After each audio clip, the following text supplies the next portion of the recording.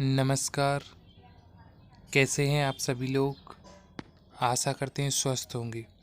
पुनः आपका एक बार फिर से स्वागत है अपने यूट्यूब चैनल में। तो आज हम देखेंगे भारत में आर्थिक सुधार से संबंधित प्रश्न श्रृंखला। तो सबसे पहले देखते हैं प्रश्न क्रमांक पहला। वाशिंगटन सहमति का संबंध किससे है? तो इसका जो सही आंसर है वो है ऑप्शन नंबर ए, आर्थिक सुधारों से। तो किससे संबंध है? आर्थिक सुधारों से। तो सबसे पहले देखते हैं वाशिंगटन क्या है। तो वाशिंगटन जो है ये अमेरिका की राजधानी है। तो इस पर एक सहमति का संबंध हुआ था, वो हुआ था आर्थिक सुधारों से। अब देखते हैं प्रश्न क्रमांक दूसरा। वाशिंगटन सहमति शब्दावली कौन से अर्थशास्त्री द्वारा प्रयुक्त की गई? तो इसका जो सही आंसर है वो है option number C, John Williamson द्वारा। ये याद रखना है। अब देखते हैं वाशिंगटन सहमति क्या है। तो वाशिंगटन सहमति शब्दावली अमेरिकन अर्थशास्त्री जॉन विलियमसन द्वारा 1989 में प्रयुक्त की गई। दूसरा है इसमें फैक्ट, इस सहमति को मोटे तौर पर आर्थिक सुधारों के रूप में जाना जाता है, जिसका अनुसरण 1980 के दशक में लगभग सभी समाजवादी, साम्यवादी और नियोजित विकासशील अर्थव्यवस्थाओं ने किसी न किसी रूप में किया। ये याद रखना है। अब देखते हैं प्रश्न क्रमांक तीसरा। देखते हैं अर्थव्यवस्था में वाशिंगटन समिति द्वारा कौन सी नीति को पलटा गया? तो इसका जो सही आंसर है वो है ऑप्शन नंबर बी, राज्य हस्तक्षेप नीति द्वारा पलटा गया।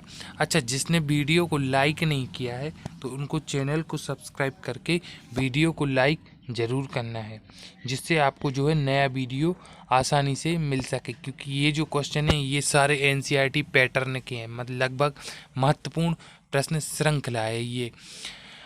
प्रश्न क्रमांक चौथा है, अंत में वाशिंगटन सहमति कौन सी विकास रणनीति द्वारा प्रतिस्थापित की गई थी?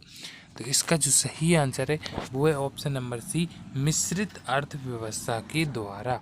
अब देखते हैं प्रश्न क्रमांक 5 देखते हैं भारत में आर्थिक सुधारों की शुरुआत कब हुई? तो इसका जो सही आंसर है वो है ऑप्शन नंबर ए, 23 जुलाई 1991 को हुई। अब देखते हैं प्रश्न क्रमांक 6 देख लेते हैं। भारत में आर्थिक सुधारों की प्रथम एवं व्यापक स्तर पर पाई जाने वाली नीति 1991 की औद्योगिक नीति में आर्थिक सुधारों की कौन सी प्रक्रिया का उल्लेख किया गया था? तो इसका जो सही आंसर है वो है उपरोक्त सभी। क्या है? उपरोक्त सभी। पहला उदासीकरण, दूसरा निजीकरण और तीसरा वैश्वीकरण। अच्छा, जिसको जो भी समस्या हो तो वो कमेंट बॉक्स में कमेंट करके टाइप करे, और इसका पीडीएफ डिस्क्रिप्शन बॉक्स में दिया हुआ है, तो वहाँ से डाउनलोड कर सकते हैं आप लोग। अब देखते हैं प्रश्न क्रमांक 7। भारत की नई आर्थिक नीति के समय देश के तत्कालीन प्रधानमंत्री कौन थे? तो इसका जो सही आंसर है वो है option number D, Narasimha Rao थे। अब देखते हैं प्रश्न क्रमांक 8। 1991 की नई आर्थिक नीति लागू करने का श्रेय तत्कालीन वित्त मंत्री को जाता है। वे निम्न में से कौन थे? तो कौन थे?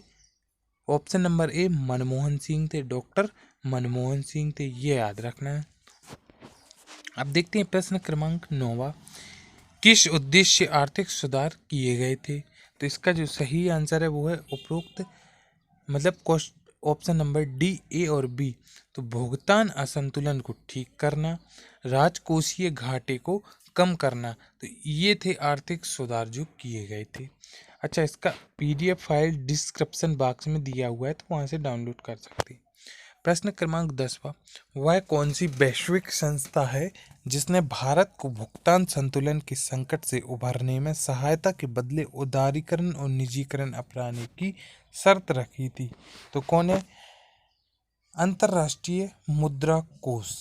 ये आपको याद रखना है। अब देखते हैं प्रश्न क्रमांक 11। देखते हैं 1990 के दशक में भारत में बोप संकट का मुख्य कारण क्या था? तो ऑप्शन नंबर डी, उपरोक्त सभी। मतलब ऑप्शन ए, विदेशी ऋणदारी में वृद्धि, बी, खाड़ी युद्ध के कारण तेल कीमतों में वृद्धि, सी, खाड़ी क्षेत्र में कार्यरत भारतीयों के प्रेषण में कमी। अब देखते हैं प्रश्न क्रमांक 12 देखते हैं। भारत में हुए आर्थिक सुधारों को आमतौर पर किस नाम से जाना जाता है? तो इसका जो सही आंसर है वो है ऑप्शन नंबर ए, एलपीजी के नाम से जाना जाता है। अब देखते हैं प्रश्न क्रमांक 13 देखते हैं। निजीकरण को निम्न में से किस शब्द के द्वारा परिभाषित किया जा सकता है?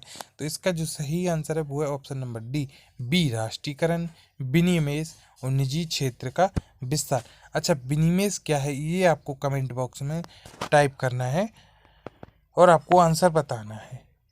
प्रश्न क्रमांक 14 है। वैश्वीकरण को आधिकारिक रूप से कब और किसके द्वारा परिभाषित किया गया? तो इसका जो सही आंसर है वो है ऑप्शन नंबर ए, 1995 में ओईसीडी द्वारा। ओईसीडी क्या है ये आप लोगों का प्रश्न है, तो आपको कमेंट बॉक्स में इसका आंसर देना है। प्रश्न क्रमांक 15। राज्य और उसकी संप्रभुता को कौन सी संधि में परिभाषित किया गया था? तो इसका जो सही आंसर है वो है ऑप्शन नंबर बी, वेस्टफैलिया की संधि के द्वारा। अब देखते हैं थोड़ा सा इसमें आर्थिक सुधारों के परिणाम देख लेते हैं। तो पहला जो है विदेश व्यापार की नई नीति, दूसरा है औद्योगिक लाइसेंस की समाप्ति, तीसरा है बाजार आधारित विनिमय दर की शुरुआत और चौथा है फेरा के स्थान पर फेमा कानून, पांचवा है एकाधिकार एवं प्रतिबंधक व्यापार व्यवहार अधिनियम एमआरटीपी एक्ट के प्रमुख प्रावधान रद्द, छठा है प्रतिस्पर्धा आयोग अधिनियम 2002 लागू, सातवां है सार्वजनिक उपक्रम के विनिवेश की शुरुआत, आठवां है पीपीपी मॉडल को अपनाया गया। ये थे आर्थिक सुधारों के परिणाम। तो हो सके तो अपनी कॉपी में नोट डाउन भी कर लीजिए आने वाले समय के लिए।